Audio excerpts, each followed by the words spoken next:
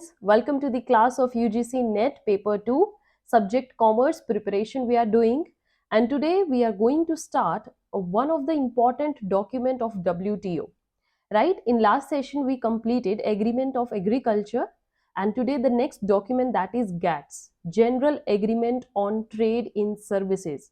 It is one of the essential part of this WTO organization, and what this general agreement states कि इसमें ये steps लिए गए that to improve the trade basically in services.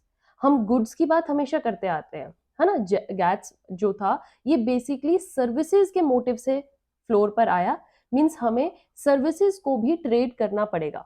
We have to import and export the utility of services. There are various kind of services, you can say, like there are hospitality services, education, hotels, tourism, travel, telecommunication, and as you can see the main right nowadays जो बहुत expand हो रही है, that is your e-commerce.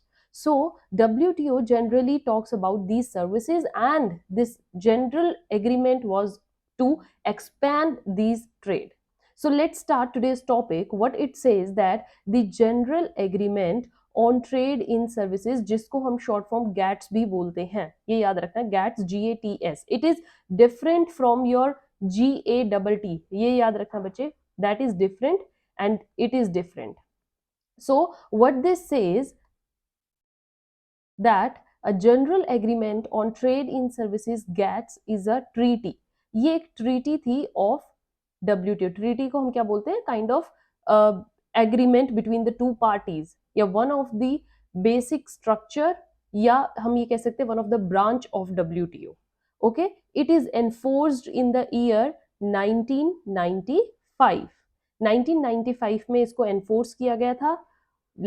जैसे हमारे other years आपको याद रखने हैं, ये ईयर भी याद रखना है. Very very important students, right. Moving to the next thing, what it is here that what are the main objectives of GATS. GATS किन ऑब्जेक्टिव्स को सोचकर बना था, क्या वो टारगेट्स थे जो अचीव करने थे. So here objectives, as you can see, the very first is to create a reliability. हमें सर्विसेज में एक रिलायबिलिटी, ट्रस्ट वर्दी सिस्टम ऐसा बनाना था. Reliability system and the predictable system.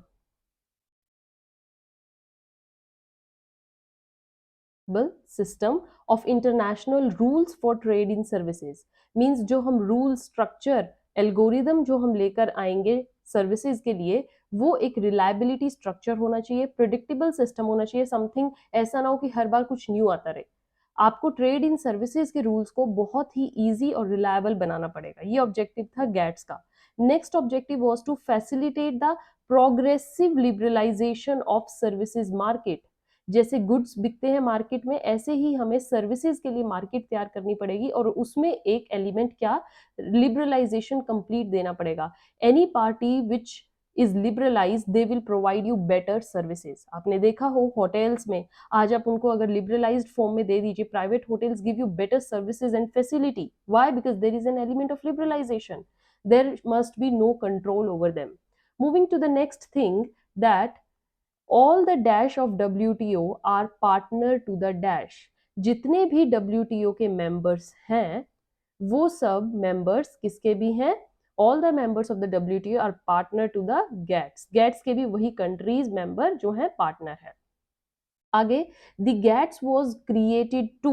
GATS क्यों create किया गया था? GATS was created to extend, basically extend. बताया मैंने, सर्विसेज को बहुत ऊंचाइयों तक लेकर जाना है, सर्विस सेक्टर को.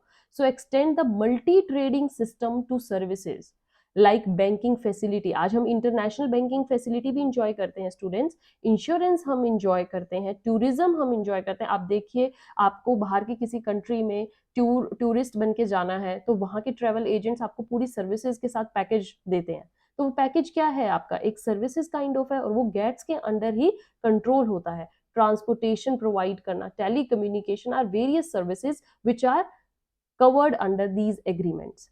नाउ इसके साथ आपको बच्चे दो चीजें याद रखनी है. What are those two exceptions of GATS. GATS की दो एक्सेप्शंस भी रही हैं, और वो एक्सेप्शन क्या है, मींस सर्विसेज सेक्टर में ये इंक्लूड होते हैं, बट गैट्स इन सर्विसेज को क्या करती है, एक्सेप्ट करती है. तो what are those? That services applied in the exercise of the government commercial services, means जो गवर्नमेंट के कंट्रोल में है सर्विसेज, गवर्नमेंट कमर्शियल सर्विसेज, इन पर गैट्स अप्लाई नहीं कर सकती because they are the source of governments income, like public health, education, sanitation.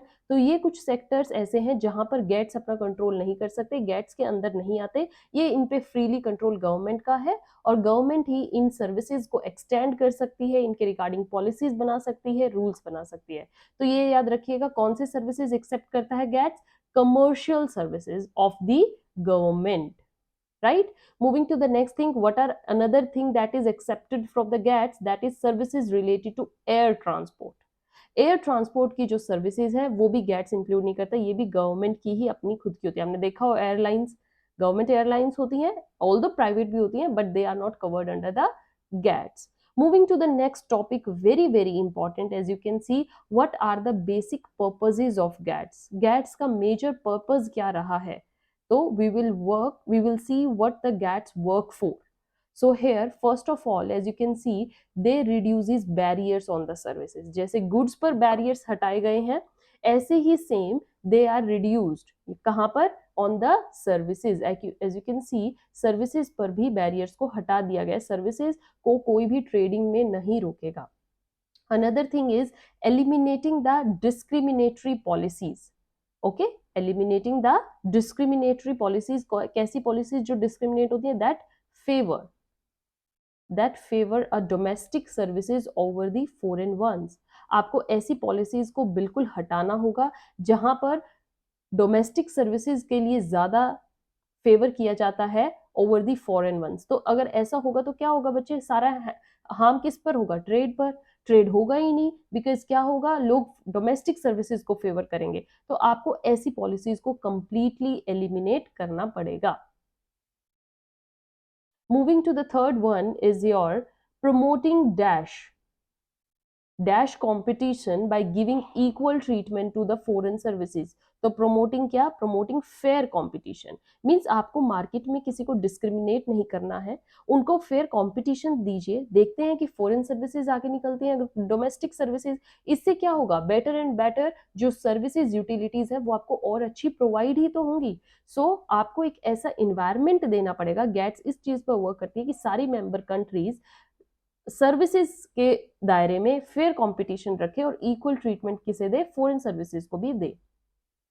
Then is your introducing the rules and commitments to dash trading to secure the trading environment.